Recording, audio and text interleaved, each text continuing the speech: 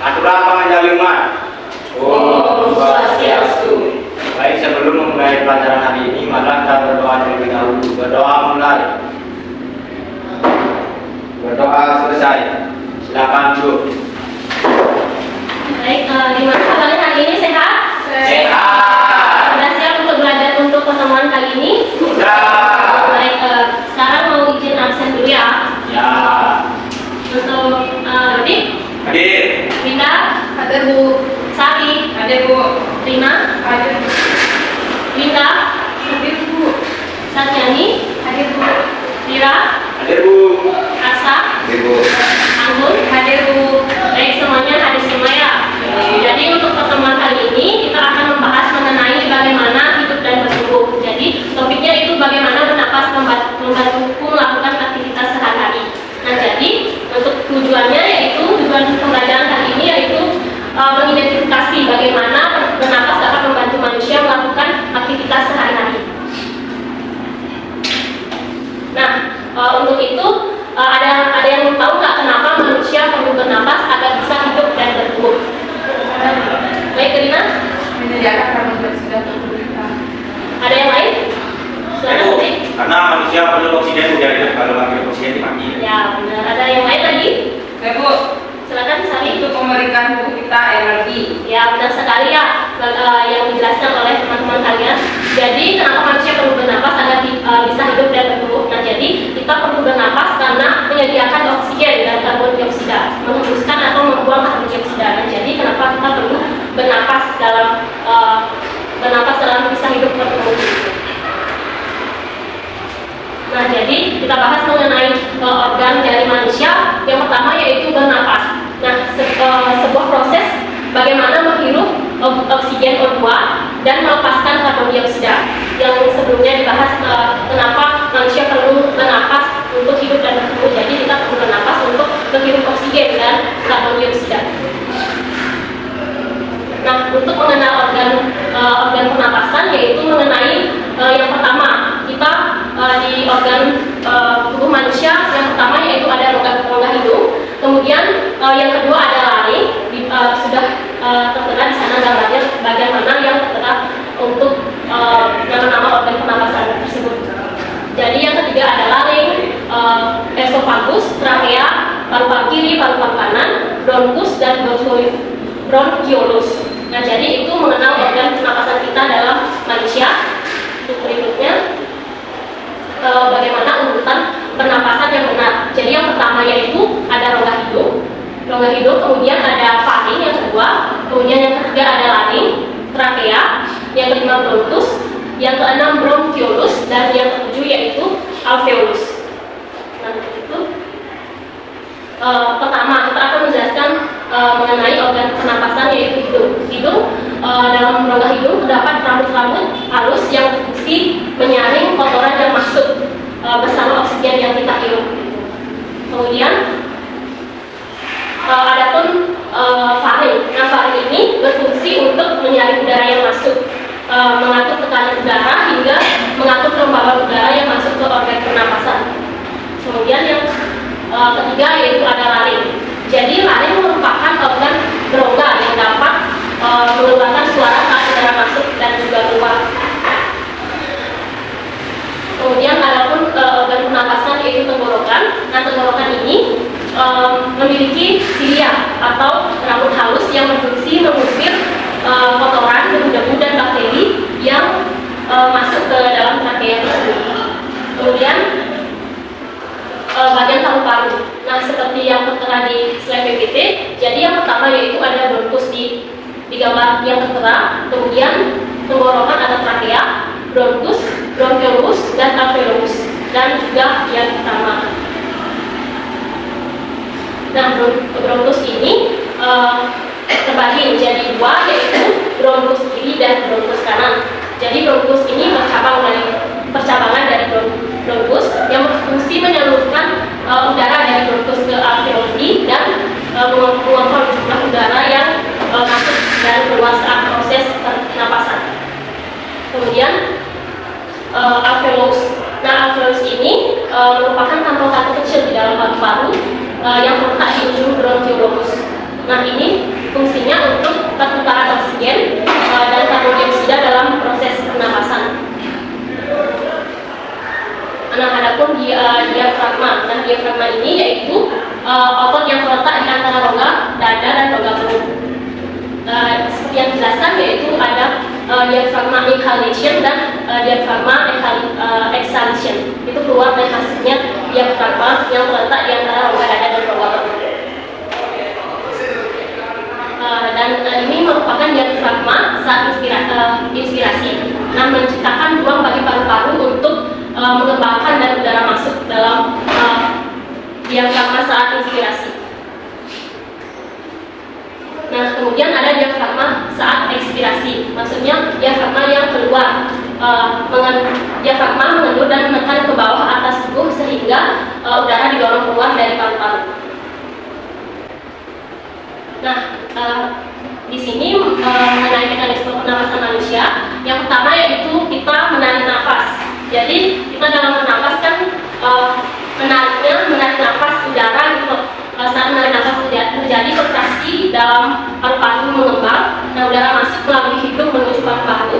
Kemudian udara kotor yang disaring saat melewati hidung, trakea dan bronkus. Kemudian yang kedua yaitu pertukaran oksigen O2 dan karbon dioksida C2. Kemudian yang ketiga pembuang nafas. Nah, jadi dalam mekanisme pernapasan manusia, otot diafragma akan merelaksasi paru-paru mengelapis dan gas karbon dioksida dikeluarkan melalui hidung.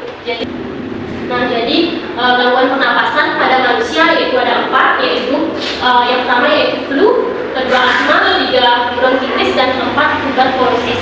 Nah, jadi gangguan pernapasan pada manusia yaitu terjadi pada gangguan-gangguan seperti yang tertera di 4 gangguan tersebut. Jadi flu ini disebabkan oleh virus yang mudah menular.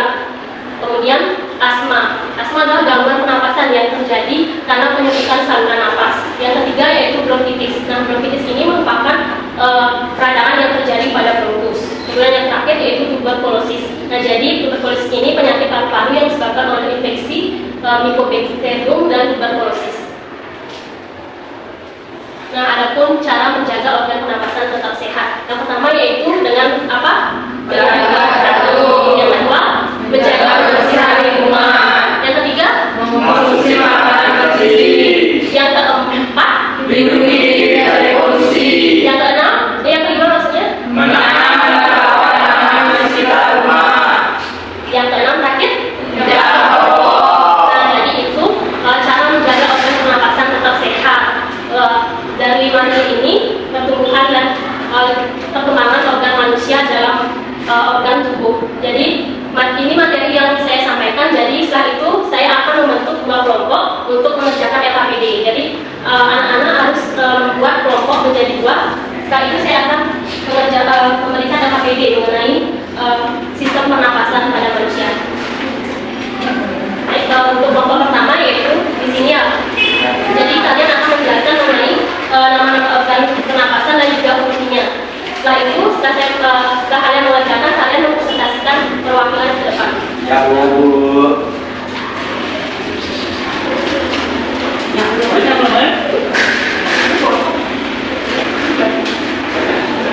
Dan di sini adalah organ-organ pernapasan yang tadi sudah dijelaskan materi yang tadi mengenai pernapasan pada manusia dan juga fungsinya. Jadi kalian menyebutkan fungsi dari organ pernapasan tersebut.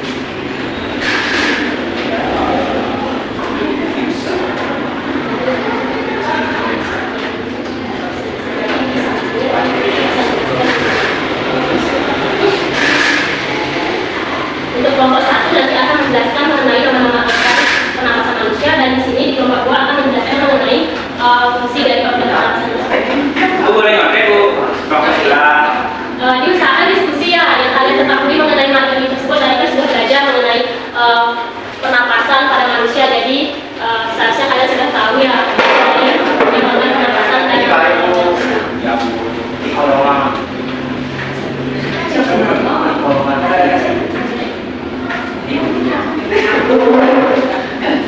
Upil itu di pagi. Baik, apakah kalian sudah